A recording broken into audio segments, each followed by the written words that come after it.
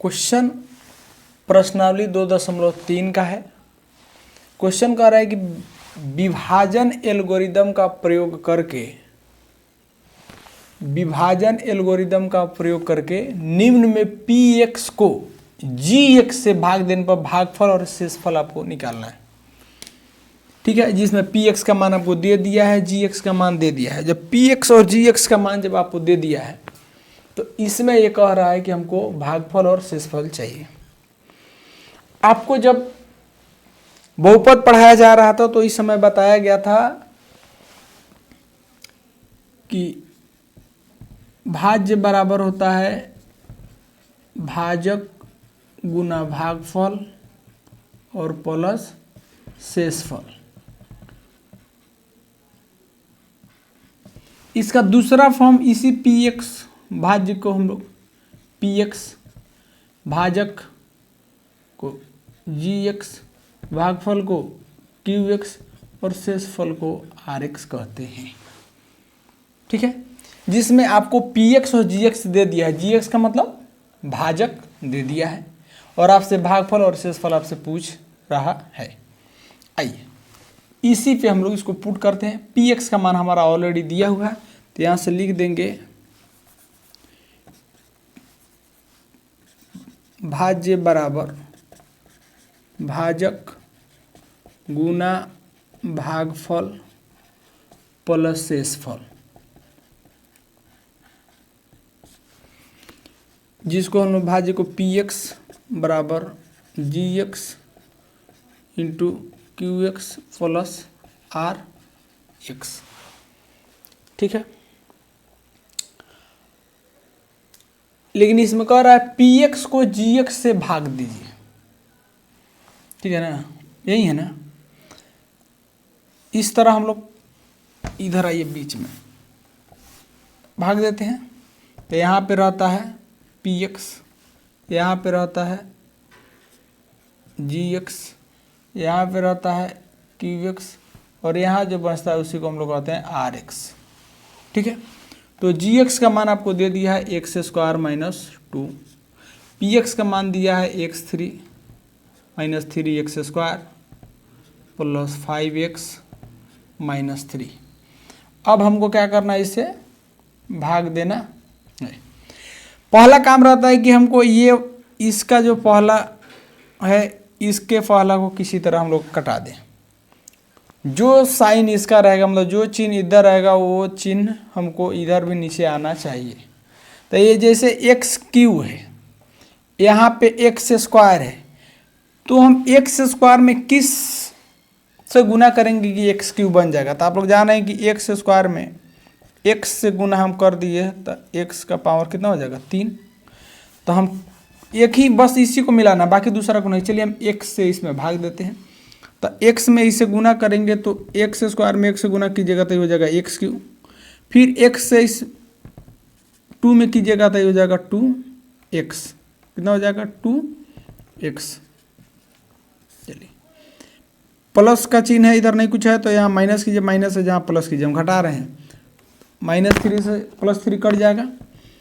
अब देखिए इधर बच गया -3x स्क्वायर, इसका जाते यहाँ है 5x, तो 5x और 2x कितना हुआ 7x और माइनस उतार दीजिए 3। अब हम किस संख्या से गुना करें कि 3x स्क्वायर आ जाए।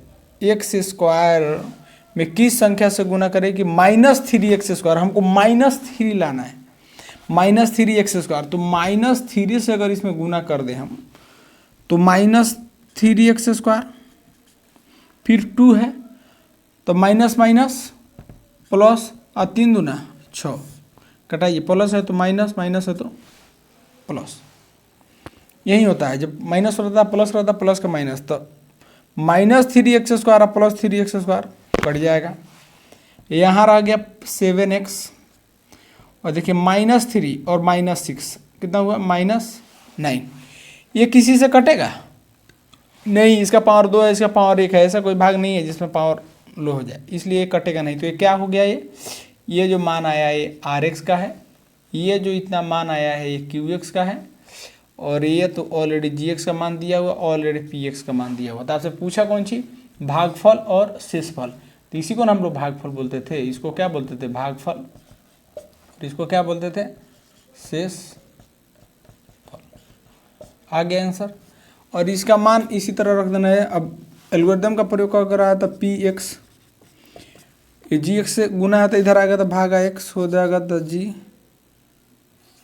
एक्स बराबर हो जाएगा q x plus r x. इसमें भाग देने के बाद जो आया हुआ है, इसलिए यहाँ पे अब लिख देंगे जी क्यू एक्स बराबर हो जाएगा आपका एक्स माइनस 3 और आर एक्स बराबर हो जाएगा 7x माइनस 9। ये आपका पहला प्रश्नावली का पहला सवाल खत्म हुआ। देखिए 2 नंबर सवाल कह रहा है कि पहले बहुपद से दूसरे बहुपद को भाग करके जांच कीजिए कि क्या प्रथम बहुपद द्वितीय बहुपद का एक गुणनखंड है। हमको जांच करना है। ये 2 बहुपद इसमें दिया हुआ है, एक ये और एक ये। बोला है कि पहला जो बहुपद है उससे इस दूसरे में भाग देना है और जांच करना है कि जो पहला ये बहुपद है ये द्वितीय का गुणनखंड है या नहीं। तो सबसे पहले हम इसको भाग देंगे। तो 2t का पावर 4 प्लस 3t का पावर 3 माइनस 2t का power 2 minus 9t minus 12 t का स्क्वायर माइनस 3 से आपको भाग देना है। देखिए यही बात आपको कह रहे थे कि अब हमें भाग देने के लिए सबसे आसान चीज़ क्या है कि ये पहला वाला है ना, इससे पहला वाले को किस तरह हम काट दें।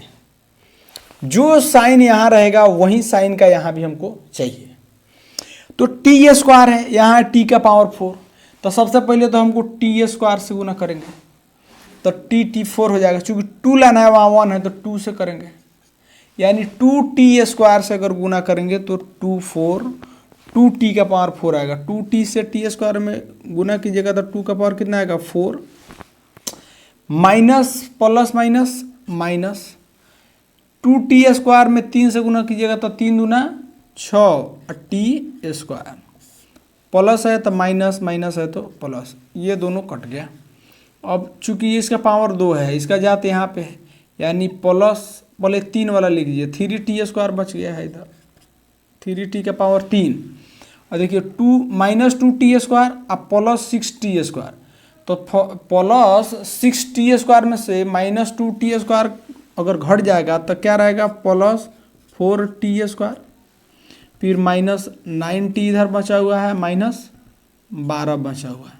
ठीक है, अब हम टी स्क्वायर में किस चीज़ से गुना करेंगे, हमको 3t के पावर 3 आना चाहिए। तो सबसे पहले तो यहाँ t कर देंगे तो t का पावर 3 हो गया और 3 भी लाना है तो यहाँ पे 1 छुपा हुआ है, यहाँ पे हमको 3 लाना है तो किसे गुना करना होगा 3 से, चूँकि प्लस लाना है तो इसलिए यहाँ पे प्लस कर देंगे। तो 3t में टी स्क्वायर से कीजिएगा तो हो जाएगा 3t के पावर 3 और 3 और 3 तिहाई 9 माइनस 9t। अब देखिए प्लस है तो यहाँ माइनस और माइनस है तो प्लस, 3t में से प्लस t घटेगा तो कट जाएगा। अब देखिए माइनस 9t यानी प्लस 9t, ये भी दोनों कट जाएगा तो बचा कितना 4t स्क्वायर माइनस 12। अब हम इसमें किस संख्या से गुना करें कि हमको 4t स्क्वायर आना चाहिए। तो चूंकि t स्क्वायर ऑलरेडी यहाँ है, हमको 4t स्क्वायर लाना है तो प्लस अगर 4 से गुना कर दें तो 4t स्क्वायर हो जाएगा ना। अब प्लस इधर है माइनस, इधर है प्लस इधर है माइनस, तो माइनस हो जाएगा और 3 चौका 12, प्लस रहता है तो माइनस, माइनस रहता है तो प्लस, ये दोनों क्या हो जाएगा कट जाएगा। अभी गुणनखंड है कि नहीं है इसका पता कैसे लगाया जाएगा। तो जब कटाने के बाद अगर शेषफल 0 आता है तो समझिए कि इसका यह एक गुणनखंड है। अगर शेषफल 0 ना आकर के कुछ बच जा रहा है तो इसका मतलब है इस बहुपद का, ये जो गुणनखंड की बात पहला कर रहा है बहुपद का, उसका बहुपद नहीं होगा। अतः यहाँ पे हम कह सकते हैं, अतः पहला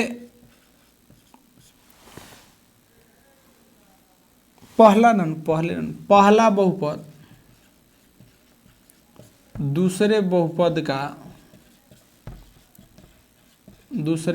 का क्या है, एक गुणनखंड है, एक गुणनखंड है।